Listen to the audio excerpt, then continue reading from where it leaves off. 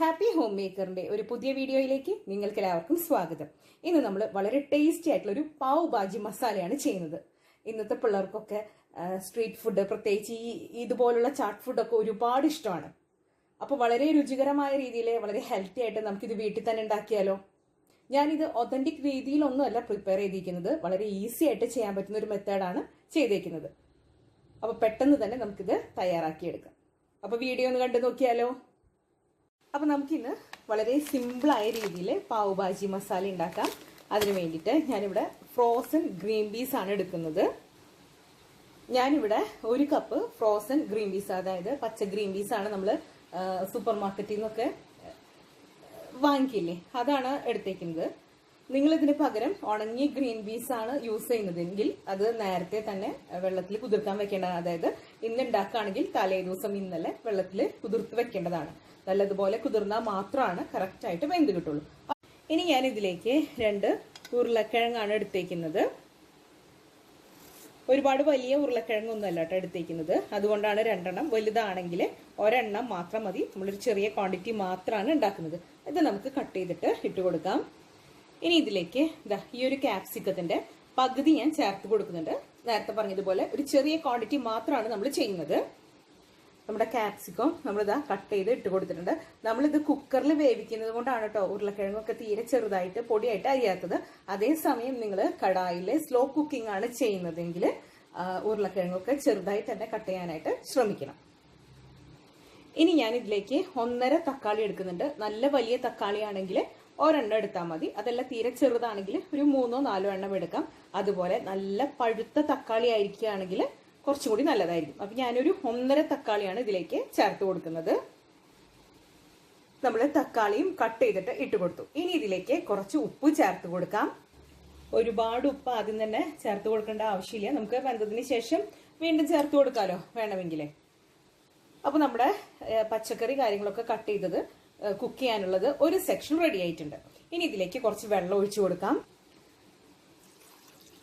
നമ്മുടെ പച്ചക്കറി കഷ്ണങ്ങളൊക്കെ നല്ലതുപോലെ വെന്ത് ഉടങ്ങി വരണം. അപ്പൊ അതിനാവശ്യമായിട്ടുള്ള കണക്കിൽ നമുക്ക് വെള്ളം ഒഴിച്ചു കൊടുക്കാം.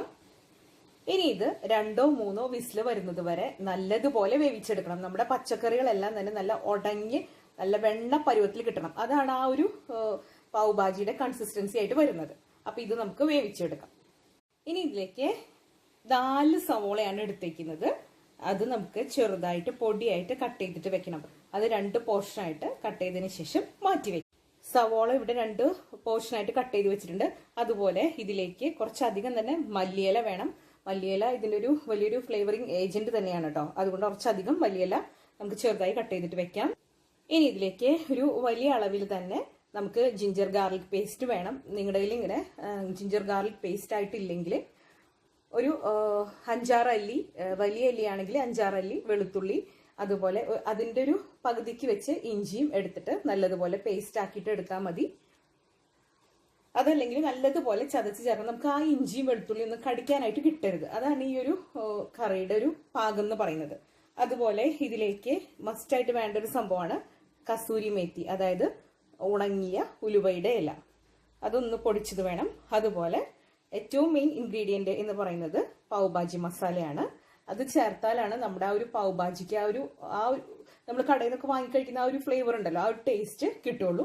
നമുക്ക് ഇതെല്ലാം തന്നെ ഏത് കമ്പനിയുടെ വേണമെങ്കിൽ യൂസ് ചെയ്യാം കേട്ടോ. അപ്പൊ ഞാൻ ഉപയോഗിച്ചത് കാണിച്ചു തന്നു മാത്രമേ ഉള്ളൂ. ഇനി നമുക്ക് നെക്സ്റ്റ് സ്റ്റെപ്പ് കുക്കിങ്ങിലേക്ക് കടക്കാം. ഇവിടെ വെജിറ്റബിൾസ് എല്ലാം നല്ലതുപോലെ കുക്കായിട്ട് വന്നിട്ടുണ്ട് കണ്ടോ. ഈ ഒരു പരുവത്തിൽ എത്തിയിട്ടുണ്ട്. ഇതിനി നമുക്ക് വീണ്ടും ഉടച്ചെടുത്ത് കൊടുക്കേണ്ടതാണ്. നമ്മൾ സാധാരണയായിട്ട് ഒതന്റിക് രീതിയിലൊക്കെ ചെയ്യുമ്പോൾ അല്ലെങ്കിൽ കടയിൽ നിന്നൊക്കെ വാങ്ങിക്കുമ്പോൾ കുക്കറിലൊന്നും അല്ല അവർ വേവിക്കാറ്, വലിയ കടായിലാണ് ഓരോരോ സ്റ്റെപ്പ് വൈസ് ആയിട്ടാണ് ഈ ഒരു പാവ് ഭാജി തയ്യാറാക്കുക. നമ്മൾ ഒരു ഈസി മെത്തേഡ് എന്നുള്ള നിലയ്ക്കാണ് കുക്കറിൽ ചെയ്തത്. അതുകൊണ്ട് തന്നെ നമുക്കിനി അടുത്തൊരു കടായി വെച്ച് കൊടുക്കാം. നമ്മളിവിടെ ഒരു കടായി വെച്ച് കൊടുത്തിട്ടുണ്ട്. ഇത് നല്ലതുപോലെ ഒന്ന് ചൂടാവട്ടെ. ഇനി ഇതിലേക്ക് നമ്മൾ യൂസ് ചെയ്യുന്നത് ബട്ടറാണ്. ബട്ടർ തന്നെ ചേർക്കണം, അപ്പോഴാണ് ആ ഒരു കറക്റ്റ് ടേസ്റ്റ് കിട്ടുള്ളൂ. ഞാനിവിടെ ക്യൂബ്സ് ആയിട്ട് മേടിക്കാൻ കിട്ടുന്ന ബട്ടർ 3 ക്യൂബ് എടുത്തിട്ടുണ്ട്. ഇതിലേക്ക് 2 സവോള കട്ട് ചെയ്തത് ചേർത്ത് കൊടുക്കാം.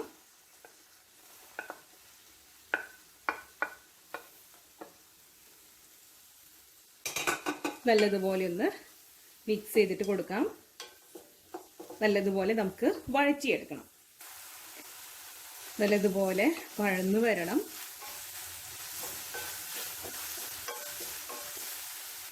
സവോളയൊക്കെ നല്ലതുപോലെ ഒന്ന് വാടി വന്നിട്ടുണ്ട്.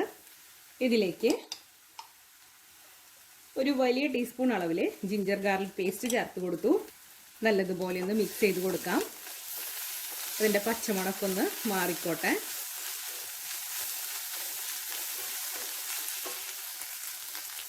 ഇനി ഇതിലേക്ക് 2 ടീസ്പൂൺ അളവിൽ പാവ് ഭാജി മസാല ചേർത്ത് കൊടുക്കുന്നുണ്ട്.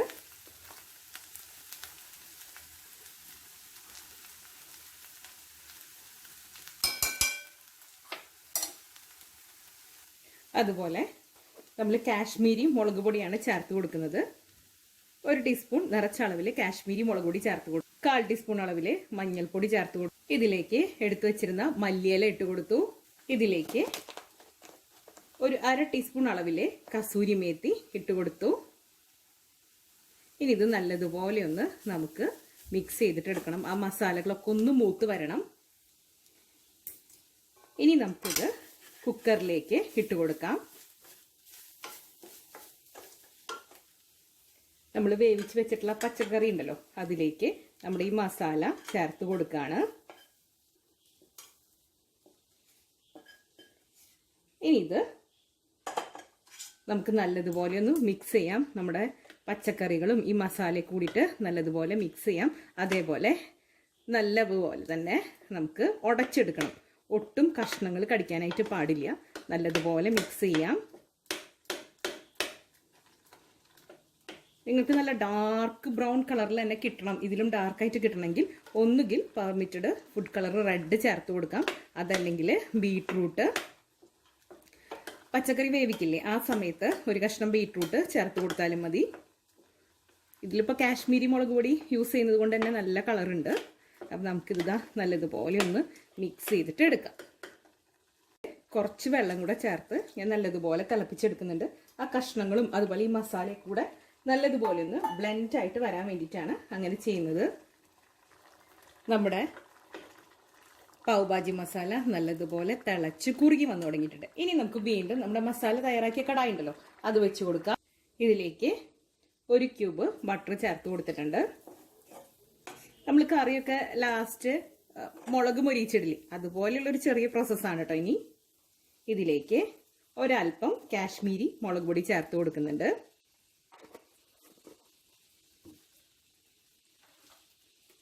ഒരൽപ്പം പാവ് ഭാജി മസാലയും കൂടെ ചേർത്ത് കൊടുക്കാം. ഒരു 1/4 തൊട്ട് 1/2 ടീസ്പൂൺ വരെ ചേർത്ത് കൊടുക്കാം. ഇനി ഇതൊന്ന് മിക്സ് ചെയ്ത് കൊടുക്കാം. ഇതിൽ നല്ലതുപോലെ ബട്ടറൊക്കെ ചേർക്കുമ്പോൾ തന്നെയാണ് ആ ഒരു ടേസ്റ്റ് ഉണ്ടാവുക കേട്ടോ.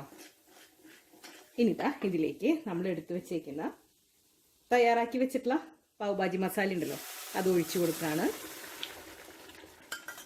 ഇനി വീണ്ടും ഇതിൽ കിടന്ന് നല്ലതുപോലെ ഒന്ന് തിളക്കട്ടെ. തിളച്ചൊന്ന് കുറുകി വരട്ടെ. ഇപ്പം നമ്മുടെ പാവ് ഭാജി ഇവിടെ റെഡി ആയിട്ടുണ്ട്. അതിൻ്റെ മുകളിലേക്ക് നമുക്ക് വേണമെങ്കിൽ കുറച്ച് മല്ലിയില കൂടെ തൂവി കൊടുക്കാം. ഇനി ഇതിൻ്റെ പാവ് ബൺ സാധാരണയായിട്ട് നമ്മൾ ഈ പാവ് ഭാജി മസാല ചെയ്ത അതേ കടായിൽ തന്നെ കുറച്ച് ബട്ടറും അതുപോലെ ഈ ഒരു മസാലയൊക്കെ വെച്ചിട്ട് ഒന്ന് ടോസ്റ്റ് ചെയ്തിട്ട് എടുക്കാറുണ്ട് കടയിൽ നിന്നൊക്കെ കിട്ടുമ്പോൾ. നമ്മൾ അതിന് പകരമായിട്ട് ഇവിടെ ഒരു ദോശത്താവ് വെച്ച് കൊടുത്തിട്ടുണ്ട്. അതിൻ്റെ മുകളിലേക്ക് 1 ക്യൂബ് ബട്ടർ ഇട്ട് കൊടുത്തു. ഒന്ന് മെൽട്ടാവട്ടെ. ഇതിൻ്റെ മുകളിലേക്ക് ഒരൽപ്പം കാശ്മീരി മുളക് പൊടി, വളരെ കുറച്ച് മാത്രം മതി കേട്ടോ, ഇട്ട് കൊടുത്തിട്ടുണ്ട്. ഒരൽപ്പം പാവ് ഭാജി മസാല ഇട്ട് കൊടുത്തു. ഒരൽപ്പം മല്ലിയില കൂടി ഇട്ട് കൊടുക്കുന്നുണ്ട്. ഇനി ഇത് നമുക്ക് നല്ലതുപോലെ ഒന്ന് മിക്സ് ചെയ്തിട്ട് എടുക്കാം. ഇനി നമുക്കിതിലോട്ട് നമ്മുടെ പാവ് ബൺ എന്ന് പറഞ്ഞ് തന്നെ നമുക്ക് കടയിൽ വാങ്ങിക്കാനായിട്ട് കിട്ടും. അതിതാ നമ്മൾ പകുതി മുറിച്ചെടുത്തിട്ടുണ്ട്. അതിതാ ഇതിലേക്ക് വെച്ച് കൊടുത്തു. ഇനി 2 ഭാഗവും നമുക്കൊന്ന് ടോസ്റ്റ് ചെയ്തിട്ട് എടുക്കണം. 2 ഭാഗവും നമുക്ക് ഈ ബട്ടറിൽ തിരിച്ചും മറിച്ചും ഒക്കെ ഇട്ട് കൊടുക്കാം. നമ്മൾ സാധാരണ ബ്രെഡ് ടോസ്റ്റ് ചെയ്യില്ലേ, അതിന് പകരം നമ്മൾ ഈ ഒരു മസാലയിലാണ് ഇത് ചെയ്തെടുക്കണത് മാത്രം. ഇതുപോലെ നമുക്ക് 2 ഭാഗവും ഒന്ന് ചെയ്തെടുക്കാം. അപ്പോൾ നമ്മുടെ പാവ് ഭാജി മസാല ഇവിടെ റെഡി ആയിട്ടുണ്ട്. നമ്മളിതാ ഒരു പാവ് ബൺ വെച്ചിട്ടുണ്ട്, കൂടെ നമ്മൾ ഭാജിയും കൂടെ വെച്ചിട്ടുണ്ട്. ഇനി ഇതിലേക്ക് ഒരൽപ്പം ബട്ടർ ഇട്ട് കൊടുക്കാം. അതുപോലെ ഒരൽപ്പം മല്ലിയില കൂടെ നമ്മൾ വെച്ച് കൊടുത്തിട്ടുണ്ട്. ഇനി ഇതിന്റെ കൂടെ സാധാരണയായിട്ട് നമ്മൾ കടകളിൽ നിന്നൊക്കെ മേടിക്കുമ്പോൾ കുറച്ച് ഓനിയൻസ് കട്ട് ചെയ്തതും അതുപോലെ നമ്മുടെ ലെമൺ വെഡ്ജസും കിട്ടും. ഇങ്ങനെയാണ് നമ്മൾ സാധാരണയായിട്ട് ഇത് സെർവ് ചെയ്യാറ്. നല്ല അടിപൊളി ടേസ്റ്റ് ആണ്. അപ്പൊ എല്ലാവരും ഒന്ന് ട്രൈ ചെയ്ത് നോക്കൂട്ടാ. ഇന്നത്തെ ഈ റെസിപ്പി നിങ്ങൾക്ക് എല്ലാവർക്കും ഇഷ്ടപ്പെട്ടു എന്ന് ഞാൻ കരുതുന്നു. ഇഷ്ടപ്പെട്ടെങ്കിൽ ലൈക്ക് ചെയ്യാനും ഷെയർ ചെയ്യാനും സബ്സ്ക്രൈബ് ചെയ്യാനും മറന്നു പോകരുത്. അടുത്തൊരു അടിപൊളി റെസിപ്പിയുമായി വീണ്ടും കാണാം. അതുവരേക്കും താങ്ക് യു.